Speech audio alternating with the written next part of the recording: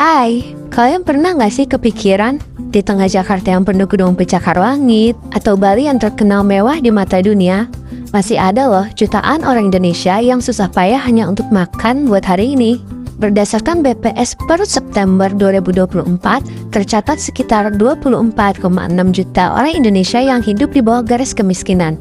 Kebayang nggak? Itu hampir setara dengan penduduk di Australia. Mereka tersebar di kota dan desa, dari Sabang hingga Merauke. Nah, di video ini kita bakal bahas apa sih sebenarnya kemiskinan itu, kenapa masih bisa diatasi, dan apa ya yang bisa kita lakukan. Yuk langsung aja kita masuk ke videonya. Oke, untuk selanjutnya kita bakal bahas apa sih yang disebut kemiskinan. Kemiskinan itu dimana seseorang gak bisa memenuhi kebutuhan dasar hidupnya, seperti pangan, tempat tinggal, pendidikan, ataupun kesehatan. Jadi, miskin itu bukan soal gak punya uang ya. Menurut BPS, seseorang dapat dikategorikan miskin jika pengeluaran per kapita per bulannya itu ada di bawah garis kemiskinan. Jadi per September 2024, garis itu ditetapkan oleh BPS di angka Rp595.242 per orang dan per bulannya. Jadi mungkin sekitar 19.800 per hari, ya kayak kurang gak sih dari harga satu porsi lalapan ayam di warung pinggir jalan?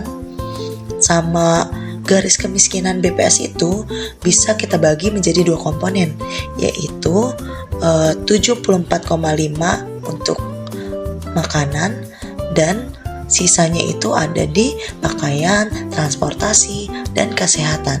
Jadi dari BPS itu dihitung sampai sekecil itu loh. Nah, karena kita udah tahu standar di BPS itu gimana, jadi sekarang kita bahas tentang standar Bank Dunia. Untuk negara seperti Indonesia ini, garis kemiskinannya jauh lebih tinggi, yaitu 6,85 US dollar atau sekitar 123 per harinya. Mungkin sekitar 1,5 juta per bulan. Dengan standar seperti itu, hampir 50% penduduk Indonesia masih tergolong miskin secara global. Nah, sekarang kita masuk ke Indonesia. Memang sih angka kemiskinan kita terus menurun, tapi sebenarnya ada yang perlu kita perhatikan lebih dalam, yaitu kesenjangan antara kota ke desa. Itu tuh nyata banget. Per September 2024, kemiskinan di perkotaan ada di sekitar 6,66%, sedangkan perdesaan ada di angka 11,34%, hampir 2 kali lipatnya loh. Dan dari total 24,6 juta penduduk miskin, ada 13,01 juta yaitu ada di pedesaan dan 11,05-nya ada di perkotaan. Jadi sebenarnya mayoritas orang miskin itu yang ada di Indonesia itu tinggal dari desa, jauh dari pusat pelayanan, pendidikan maupun lapangan pekerjaan. Nah, terus kenapa kemiskinan susah banget diatasi? Mungkin karena kemiskinan itu kayak lingkaran yang saling kunci. Misal nih, kita udah gak mampu sekolah, berarti nanti kita gak bakal dapat kerja yang layak, dan selanjutnya kita gak bakal punya penghasilan yang cukup, dan itu bakal terus menerus berkelanjutan sampai ke keturunan kita selanjutnya. Jadi anaknya juga gak bakal bisa sekolah. Itu bakal terus berputar mengelilingi dan saling mengunci. Apalagi pas pandemi COVID-19 itu sempat semua membuat jutaan orang kembali ke bawah titik garis kemiskinan. Lalu, ternyata kemiskinan itu tidak hanya memiliki satu bentuk. Setiap orang memiliki kebutuhan dasar untuk dapat hidup dengan layak, seperti makanan, tempat tinggal, pendidikan, dan layanan masyarakat. Namun, tidak semua orang mampu memenuhi kebutuhan tersebut. Sekarang kita akan jelasin ada 3 jenis utama yang penting untuk kita ketahui. Kemiskinan absolut. Ini yang paling parah. Nggak bisa memenuhi kebutuhan paling dasar untuk bertahan hidup. Nggak cukup untuk makanan, tidak mempunyai tempat tinggal yang layak, pakaian tidak layak, tidak mendapatkan layanan kesehatan, dan putus sekolah. Kemiskinan relatif. Berbeda dengan kemiskinan absolut. Kemiskinan ini melihat kondisi seseorang dibandingkan dengan masyarakat di sekitarnya. Misalnya, penghasilan 3 juta per bulan mungkin cukup di desa, tapi di Jakarta bisa jadi tergolong miskin secara relatif karena biaya hidupnya jauh lebih tinggi. Kemiskinan struktural yang paling sering diabaikan. Kemiskinan ini bukan karena orangnya pemalas, tetapi karena sistemnya yang tidak adil, seperti akses ke lahan, pendidikan, susah nyari pekerjaan, dan modalnya tidak merata secara struktural, menguji kelompok tertentu dalam kemiskinan.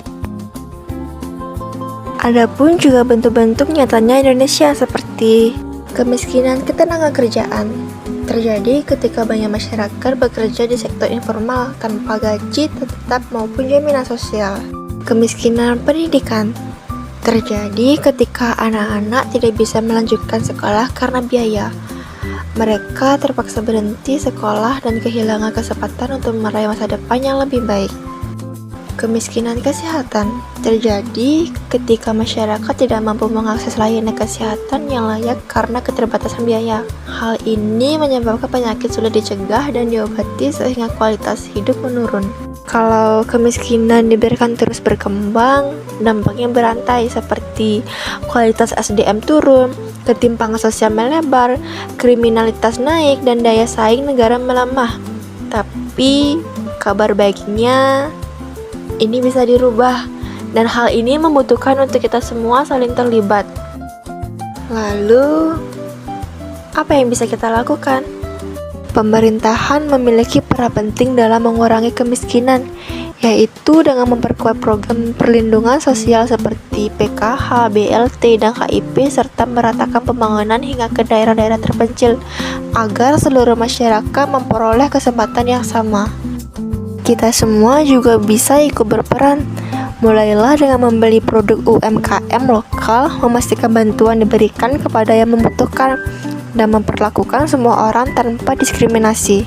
Terakhir, kita sebagai mahasiswa juga memiliki peran penting dalam mengurangi kemiskinan melalui kegiatan KKN, edukasi literasi keuangan, dan riset yang berdampak nyata. Kita dapat memberikan kontribusi bagi masyarakat. Last but not least, Indonesia berhasil menurunkan angka kemiskinan dari sekitar 40% di tahun 1990 menjadi 8,57% di 2024. Hal ini membutuhkan waktu selama 34 tahun, dan hal ini bukan kebetulan, tetapi itu hasil kerja keras kebijakan dan jutaan orang yang gak menyerah. Kemiskinan bukanlah takdir semua orang yang bisa merubahnya, tetapi kebijakan yang tepat dan kepedulian kita bersama. Mari kita bersama-sama mewujudkannya. Sekian dari kami, terima kasih sudah menyaksikan. Siap.